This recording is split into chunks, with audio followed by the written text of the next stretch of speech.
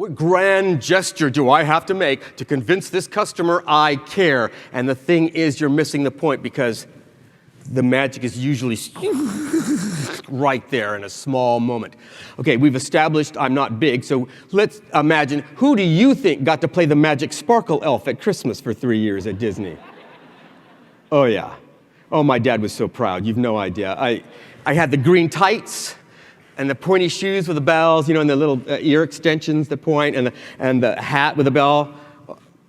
You should have seen the look on my father's face when he saw his 31-year-old son swinging down a 35-foot Christmas tree to hold the crowd until Santa Goofy and his magical reindeer could get there. That's all we're going to say about that right now. All right, so I would stand there, and man, in Florida, they're going to do Christmas. If it's 90 degrees, they don't care.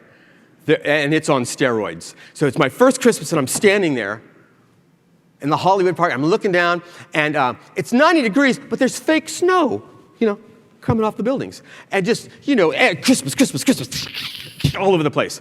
And I would stand there, and all day long, I could hear Bing Crosby on a loop going, have a walk with Mom. All day long. Okay, let me tell you something. If you work one of those song rides, like It's a Small World or Yo-Yo-Ho-Ho-Ho Pirate Ride or something, they got to move you every 6 weeks because you will go crazy. Because not only do you hear that song all day, but you are backstage and you can hear the pistons that run the robotics. So what you go home and hear is I'm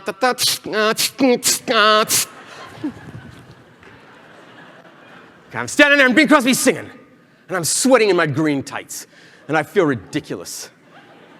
And I'm looking out there, and I notice this family, and I don't know why, but I noticed this family. And there were 3 people. The lady looked to be in her mid-50s. I was later to find out that she was originally from Cuba, and she was with her 2 sons. And the sons both looked to be between 18 and 20, just over the kids that would usually be somewhere else, at Christmas with their friends. But these guys are around their mom, and there was a lot of affection in this family that was obvious. I mean, they're kind of roughhousing with Mom and giving Mom noogies, and there were no noogies for Mommy in my house. That's not how we rolled. So maybe that's why I noticed this. So I look at this lady, and I see how much her boys love her, and I'm hearing Bing Crosby, and I'm dressed like an elf, and I look at this woman, and I dropped character for a second. I kind of looked at her, and I went, you must be a great mom, because your kids love you. And most guys this age, they might be off with their friends or something, but your kids, they definitely want to be with you. They're nuts about you. You must be a great mom. And she looked at me, and she started to cry. Oh, God, no. No, no, no. I just made a grown-up cry, and I'm dressed like an elf. Oh, no, no, no. And I looked at this lady, and I didn't know what to say. And she's looking at me with tears in her eyes, and she speaks almost no English. And I said this, well, have a magical holiday. Really? That's the best I could come with. I was in showbiz 30 years at that point. The best thing I could come with, have a magical holiday. So I leave, and I go backstage, and I tell my boss, I'm going to get in so much trouble. And I have no idea what I did, but I just made this lady cry right out there in front of everybody while I was dressed like an elf. So get ready. And the next day, I'm out there hearing Bing Crosby again, and she's coming at me going, una photo, una photo. And I'm like, oh, no. I'm not sure this is a good idea. And I've seen the picture. She's standing there, and I'm going, like that. Like she's going to cry at any minute. We take the picture. She hugs me. Oh, Feliz Navidad. She's gone. I have no idea what any of it's about. And I forget about it. And about 5 months later, I'm somewhere else, even in a different park, doing a show. And from the back, I hear, una photo, una photo. I'm like, no. Oh, no. She sees me intermittently like that for 3 years. Till finally, I get a letter stamped from the desk of Michael Eisner, who was our CEO. She sent him a letter in very badly written English, but he wanted me to see it. And the letter told Mr. Eisner all about her first trip to Walt Disney World and how she had saved for it. And she had prepaid that ticket, like lots of folks do, almost a year in advance for her, those 2 boys, and her poppy, her father. In the middle of the year, her father passed away. This happens. So what families typically do is go, we're going to go. Oh, we'll go. It's what he would want to, we're going to go. It'll cheer us all up. And it worked for the boys, But it didn't work for Mom. And as ignorant as I was, what I walked on, I didn't realize.